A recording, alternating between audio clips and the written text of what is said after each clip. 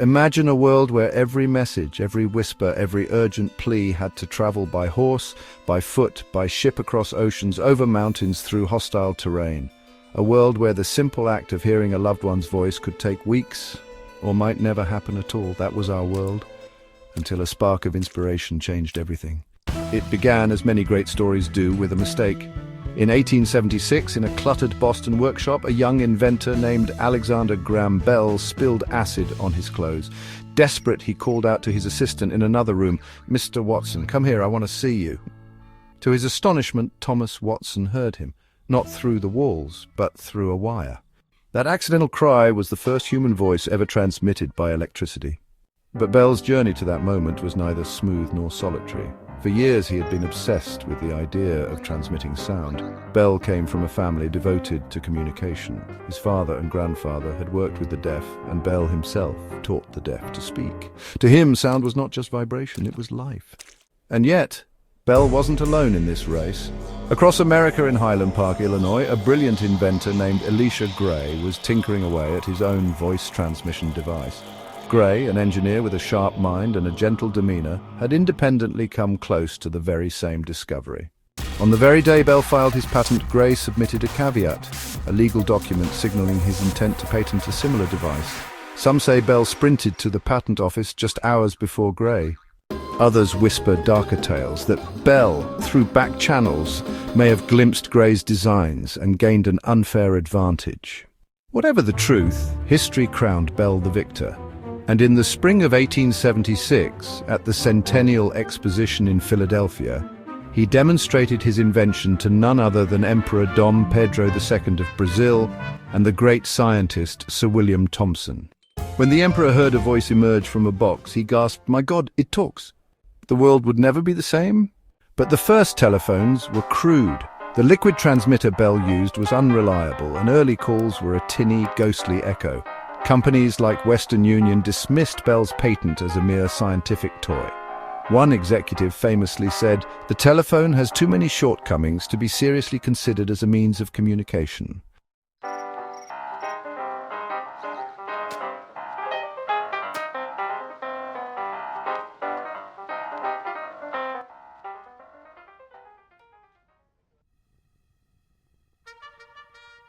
But Bell didn't listen. He founded the Bell Telephone Company in 1877, and the first telephone lines began stretching across cities like spiderwebs. Switchboard operators, often young women with nimble fingers and calm voices, became the lifeblood of this new network, connecting calls by hand, wire by wire. And soon Bell wasn't just battling disbelief, he was battling lawsuits. Over 600 competitors challenged his patents. Bell spent years in court defending his right to be called the father of the telephone. In the end, he prevailed, but not without scars. Meanwhile, the technology itself was evolving. The carbon microphone, developed by Thomas Edison, vastly improved call quality, making the telephone practical for everyday use. Edison's invention, combined with Bell's, created a device that was no longer a parlor novelty, but a tool for business, government, and eventually the home. By the dawn of the 20th century, telephones became fixtures in affluent homes. Standing tall with separate speaking and listening pieces, they looked more like ornate sculptures than machines. Yet each one whispered a new reality. The human voice could conquer distance. And for those who couldn't afford a telephone of their own, a new marvel sprang up, the public telephone box. These iconic booths, shiny, sometimes crimson, sometimes green, became lifelines for millions. From city sidewalks to tiny rural villages, they offered a small private space where anyone could step in, close the door, and reach out across the world. Soldiers far from home, lovers separated by distance, businessmen making urgent deals, all huddled inside these glass-paneled capsules, feeding coins into the slot, waiting to hear a precious voice crackle through the receiver. Public telephone boxes weren't just conveniences. They were acts of mercy. They democratized connection, putting power into the hands of the ordinary person. Of course, the early networks had their quirks. Crossed wires and party lines meant that phone calls were anything but private. In small towns especially, it wasn't uncommon for a dozen curious ears to quietly lift their receivers and eavesdrop on juicy conversations.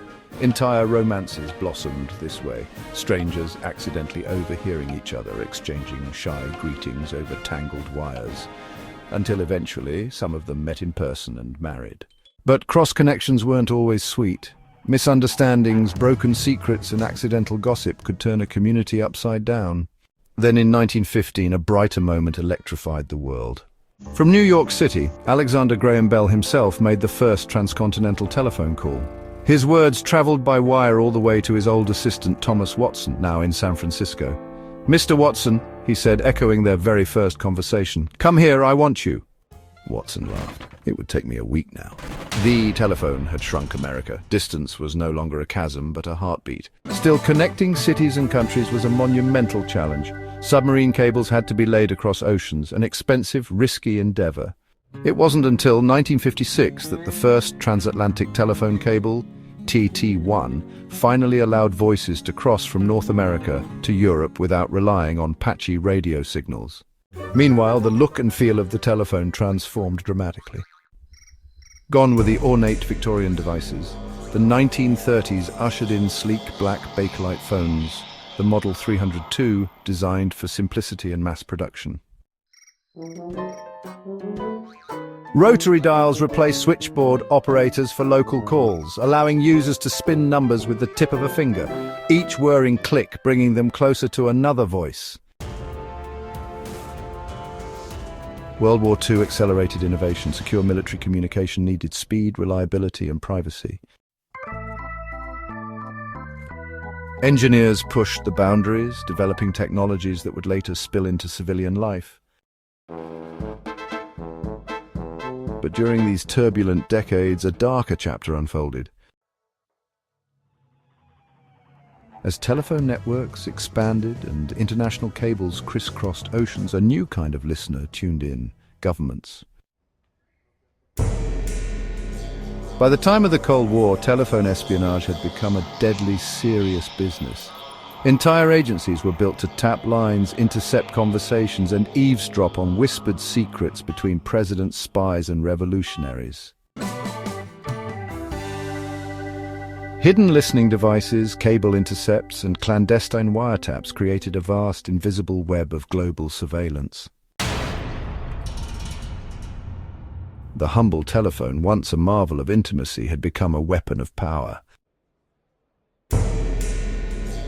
Governments on both sides of the Iron Curtain knew that a careless word over the wire could topple regimes, expose double agents, or ignite wars. In fact, some historians believe that certain misunderstandings during the Cold War were fueled, if not caused, by misinterpreted wiretapped conversations. The telephone had given humanity a voice, but it had also given birth to an invisible war of whispers.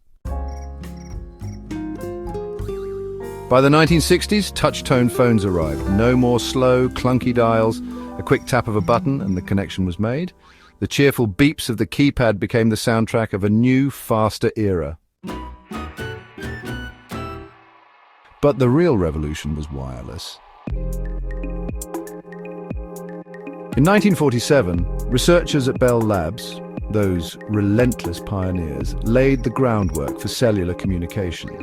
They envisioned a network of cells, small geographic areas with their own towers, allowing mobile phones to move between them seamlessly. The technology was ahead of its time. It wasn't until 1973 that Martin Cooper, a Motorola engineer, made the first public mobile phone call.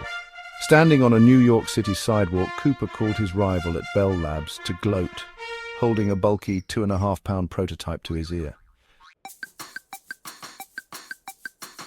The first words, a playful taunt. "Joel, I'm calling you from a real cellular telephone, a personal handheld portable cell phone." The world barely blinked. After all, the device had a 30-minute battery life and took 10 hours to recharge. It was a curiosity for the wealthy, a toy for the bold. Yet seeds had been planted. By the 1980s, the first commercial cellular networks emerged. Brick phones, massive, unwieldy and expensive, became status symbols among business elites. But miniaturization marched onward. By the 1990s, mobile phones shrank from bricks to sleek flip phones. The Motorola StarTAC became an icon, the precursor to the even smaller, more powerful devices to come.